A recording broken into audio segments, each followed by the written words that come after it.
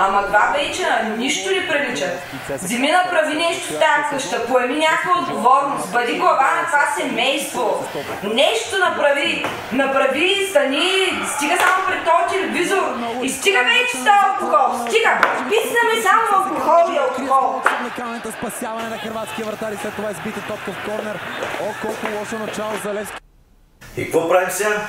Слушай ме сега много внимателно. Слушам. Или стани глава на това семейство, или си събирам чантите и си тръгвам. Или, знаеш какво, направо по-добрия вариант е събери си ти твоята чантичка и отиди при твоята скъпоценна майка. Виктория! О! Виктория, ела за малко тука! Не мога сега! Абе, ела за малко тука, бе, момиче!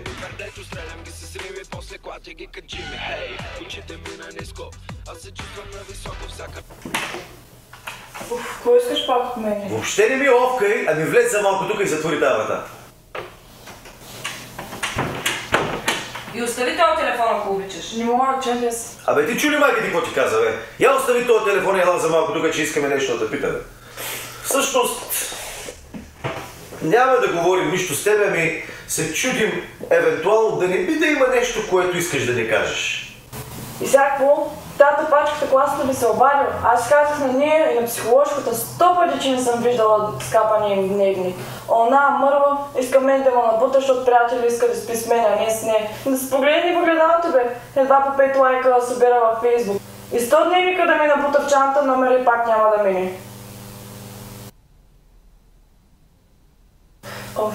Той презрачи стаята ни е мой. Раздаха ни ги от училище. Дали скоро е денят на влюбените, като да ги раздаваме на хората по улицата. И докато ги раздаха, аз бях в туалетната и да ми се пана само един в кучейка. Ако искате да ви го дам? То пакет в стаята ми не е мой. Той е на Иван съседа. Ходиш да купува билки, забавя си хапчета. Че е взел по-малко хапчета и му го сложиха в пликче. И затова. Пък нямаше място и в чанта и затова не са при мен. Не взема да му се обадя, че нежа не стане баба. Абе, остави този телефон, бе, момиче. Добре.